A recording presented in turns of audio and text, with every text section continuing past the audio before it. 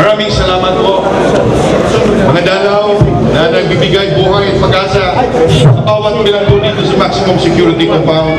Mga kasamahan, mga kapatid kong bilanggo, Ma'am Ten, Ma'am Catherine, Pastor Ed, magandang umaga po sa ating lahat. Sa ngalan po ni Chairman Herbert Roberati Colanco, gusto lang namin iparating ang pagkakaisa at saka todo suporta, especially in the field of sports. Sa kakaniwala ko na Maximum Security Compound is a training ground. Ang ibig kong sabihin, dito natin ihanda ang ating sarili para tayo sumali sa malayang lipunan. Pero huwag na lang ako magpaligoy-ligoy. Ang gusto ng mga mahal sa buhay sa atin, lalo na sa mga close to our heart, yung pamilya natin, na makalaya kaagad ang bawat bilanggo dito sa Maximum Security Compound. Kasi ang kalayaan ay buhay, ang kalayaan ay isang banal. Mga kapatid, I will take this opportunity that ngayong July 27 is the deadline ang binigay ng batas na magkaroon ng implementing rules and regulations sa Republic Act 10592. Ang ibig sabihin, matapos na July 27, binigyan ng utos ng batas na gawain ang isang implementing rules and regulations.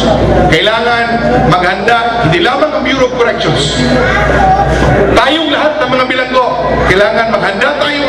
Anong mga kailangan? Habang naghanda tayo, let's cooperate. Let's cooperate kung na naman mga programa sa Sports and Recreation Office. Because this is a beginning. Ito ang paghanda sa ating sarili. Yung sinasabi dyan, make things happen. In Tagalog, kung may gusto, may paraan. Alam ko po na maraming mga handicap dito, maraming medyo demoralization, pero ito ang masabi ko, Ma'am Catherine, patuloy. No one can stop kung anong mga bagay na kabutihan sa lahat ng mga bilanggo. Walang makapigil dyan. And you can always count our support. Mga kapatid, habang pinatuloy natin ang ating sports program, prepare yourself, not only spiritually, not only mentally, as well as physically. Mabuhay po tayo lahat. Thank you very much. Mga kaibigan, ang ating po susunod na magpakilala, magbibigay sa atin ng special message. Yan. Ay talaga namang nakikita po natin siya every time na may mga palaro, mga important events. Oo, yung talagang dinadala niya talaga dito. Yung mga nandun din mga kasamahan natin doon. Maraming salamat po, Randy. May magandang balita ko sa iyo. Mga invited guests ng Department of Education, Bucor officials, lalo na kay Sir Kabuhat.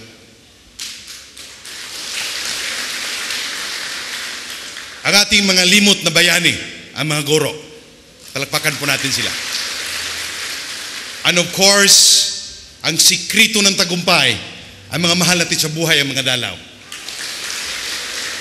Ang higit sa lahat, hindi akalain ng karamihan na meron nagmamahal ng edukasyon dito ang ating mga kapatirang bilanggo dito sa Maximum Security Compound, ang mga graduates.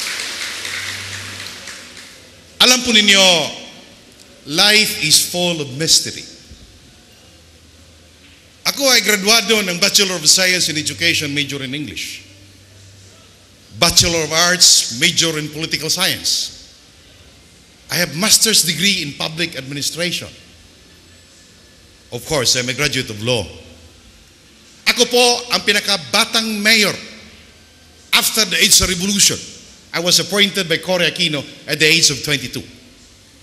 At sa kanahalala ko, yung first democratic election in 1988, the youngest elected mayor throughout the country. Ipinagmayaman ko yun nung una. Pero ano nangyari?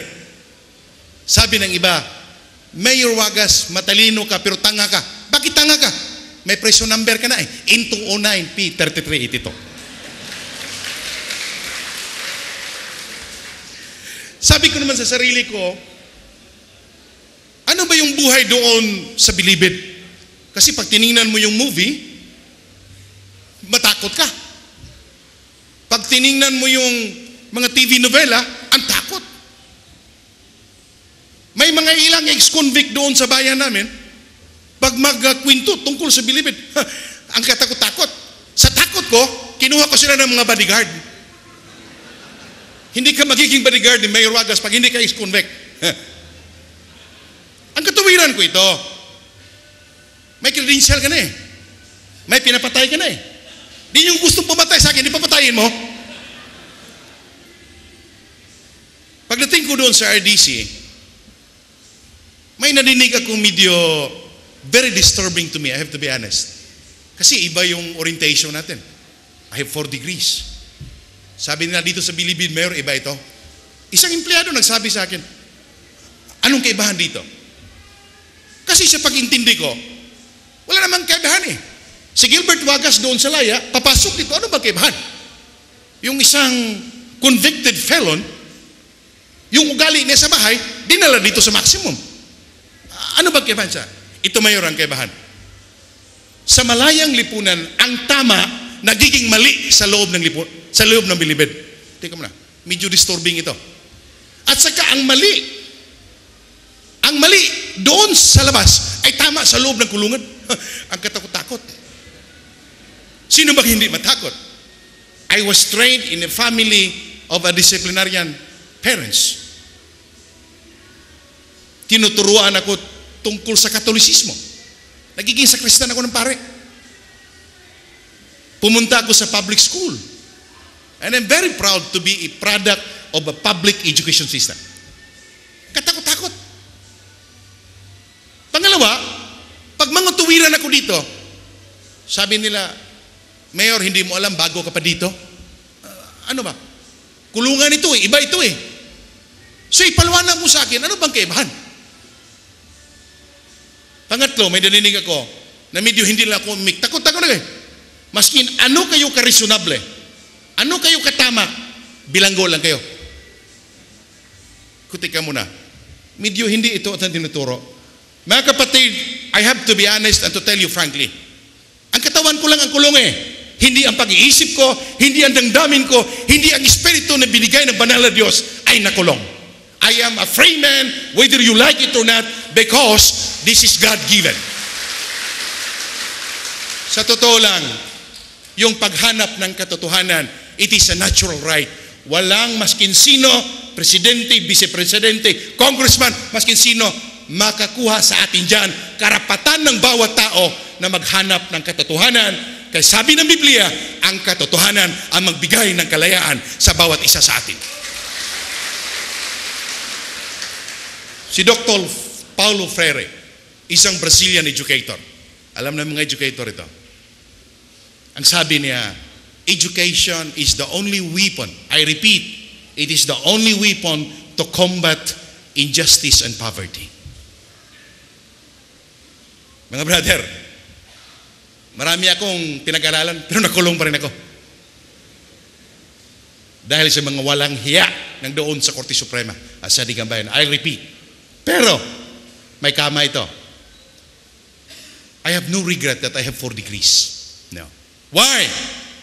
Until now, when Executive Secretary Paquito Ochoa came in RDC and offered me for an executive clemency, I told him, thank you very much, sir. I will be fighting my case before the Supreme Court under GR number 152212. Bakit nasabi ko yon?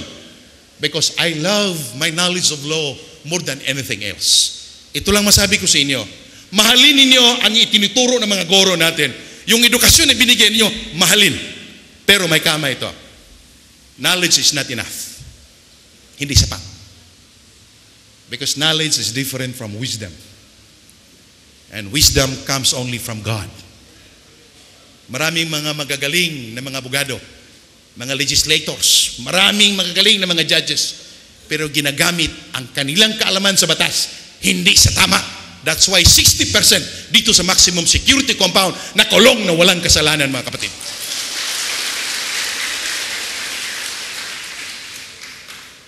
Alam ko may knowledge kayo sa vocational, di ba?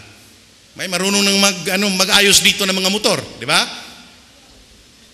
Ilagay naman sa tama. Huwag kayong maglagay ng isang pisa na factory defect. Di ba? Tamang paggamit ng kaalaman. Yun ang tinatawag na wisdom. Pag may wisdom ang mga edukado, matatamang bansang ito. And I'm very, very confident. Ito ang mensahe ni Chairman Herbert Colanco. Nakita mo yung gawain niya. Isang bilanggo lang siya pero may feeding program. Isang bilanggo lang siya pero may entertainment show every Saturday. Kaya pa. Ito lang ang adhikain namin at sa kalayunin. Is it possible na ang presidente ng bansa manggaling sa loob ng Muntinlupa? My answer, it is possible. Pag nagawa ni Nelson Mandela doon sa South Africa, 27 years na nakulong, nagiging tama ang South Africa ngayon in the eyes of the community of nations because they have a president na galing sa loob ng kulungan. Randy, yung sinasabi ko sa inyo, you're almost 17 years. Republic Act 10592, bagong batas yun. Ang itinakda na matapos ang implementing rules and regulations is July 27. Ilang araw na lang? Bukas. Pero hindi pa natin alam kung natapos na ba. Ang 13 nating mga commanders may ginawa na sulat. Of course, with the courtesy of the UP boys. Where is Engineer Warren? May ginawang letter doon. Kasi ang taga-UP, makulit ito. Katulad ng Mayor Wagas, makulit kami. Kung alam namin, ito ang tinakda ng batas, din makulit kami. Randy, may utang ng gobyerno sa iyo. On the basis of that Republic Act 10592. Lalo't na, may special provision na yun. Kayong mga guro, may dagdag pang 15 araw bawat buwan. Okay? And of course, hindi lang mga guro, pati na ang mga estudyante natin, may provision dyan. Alam ko, next year, ang graduate ngayon is 160. Ano ito? 168. Alam ko, next year, ang graduate 1,000. Marami na mag-aral eh. Para may 15 dagdag. Doon sa Republic Act 10592. Ito lang masasabi ko. Maximum security compound, may tinatawag na ilaw, may tinatawag na asin. Yun ang utos ng Panginoon natin. If you are a true Christian believer, be the salt of the earth and the light of the world. Kayong mga graduate ngayon, sumasaludo ako sa inyo, sa ngalan po ni Chairman Herbert Colanco. Isa ninyo kami. You can always count on us na magiging ilaw tayo starting today dito sa loob ng kulungan. Huwag natin ipairal ang mga masamang pag-iisip. Ipakita natin sa buong mundo na maximum security compound ay magbigay ng pag-asa hindi lamang dito sa Muntinlupa kung hindi sa sambayan ng Filipino. Thank you very much. Godspeed to all of us.